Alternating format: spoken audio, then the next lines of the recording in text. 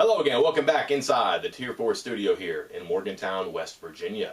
For the Charleston Gazette-Mail, I am Mike Casaza, and this is the Tuesday Taboo. A couple of days from now, West Virginia concludes the non-conference portion of its regular season when it plays host to Maryland. It's the last of 3 straight home games to start the schedule, which means a couple of Big 12 road games in quick succession. In fact, 3 out of 4 to start the conference slate, but that is then.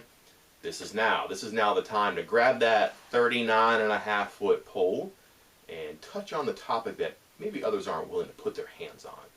Not to be a Grinch, but maybe it's time to wonder, what if Rushel Shell isn't a good fit for this offense? It's an interesting question that was bandied about quite a bit during the open week, and it's also one that has an answer that provides various levels of concern for you. Let's begin with where Rushel Shell is right now. 19 carries, 69 yards, not one carry of 10 yards or more. His head coach and his running back coach, say he wants it too much. He's trying too hard. He's guilty of pressing himself. He's dancing more than anybody would like to see when he has the ball. Just not trusting his talent and the scheme and the way that the two are meant to mesh.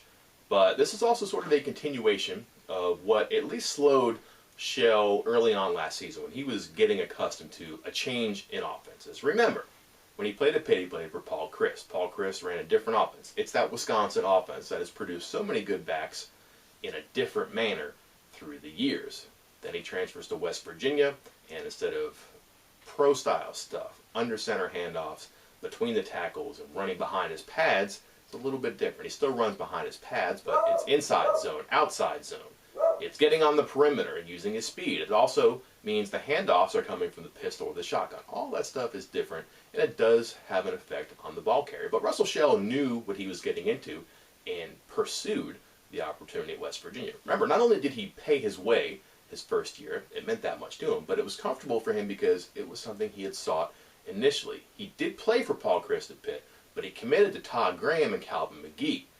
That was an offense much more like what West Virginia runs than what Paul Chryst ran at Pitt.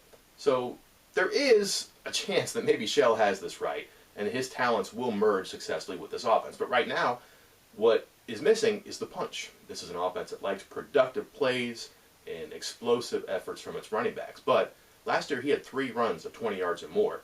But that's not new either. At Pitt, he only had 3 runs of 20 yards or more.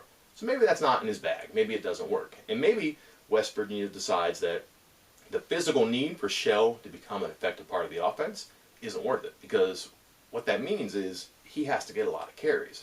His coaches have said he's best when he is featured, when he gets a bunch of carries under his shoulder pads and he starts breathing heavy and running people over.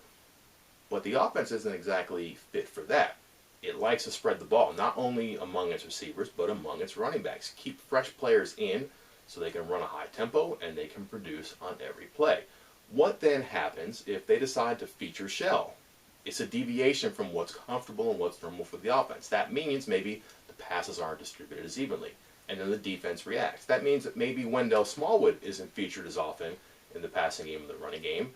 The defense could then adjust, and maybe Smallwood loses some of his confidence, his effectiveness. So there's a trade-off there that perhaps West Virginia's offense isn't willing to take. So let's just assume that there comes a point in time where the offense has to move on, and Shell makes do with what he can in his carries, but West Virginia also realizes that maybe it's time to find someone who's more productive. That means you feature Wendell Smallwood more in the running game. That hasn't worked out in the past. You'll remember last season, Shell was hurt, couldn't play for a while. Smallwood got more and more action in the running game, did okay, had a nice average, some good numbers rushing, but he did not feature as prominently in the passing game, and some of Clint Trickett's passing numbers suffered. Defenses could adjust. Kevin White wasn't as successful outside because Da'Keil Shorts and Jordan Thompson couldn't do enough in the middle, in the absence of Smallwood, to keep defenses honest. All these things are attached on a string. So you want to keep the offense normal. You keep Smallwood in his regular role. Inside receiver, backfield, spread out his touches. So someone has to run the ball then when Smallwood's out or when he's playing receiver.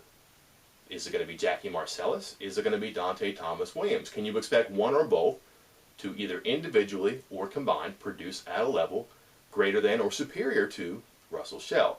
The dynamic that West Virginia does not have an answer about right now. Otherwise, one or both of those players would feature more prominently in the offense. The time may come, though, where West Virginia has to ask itself a question and then give an answer. Is Rushel Shell the right fit? It also might come a time where Rushel Shell has to answer the question himself and quite simply produce long runs, good games, and a successful string of performances in a row. That's it for this time. I'll see you next time. Mike Casazza, Charleston Gazette Mail.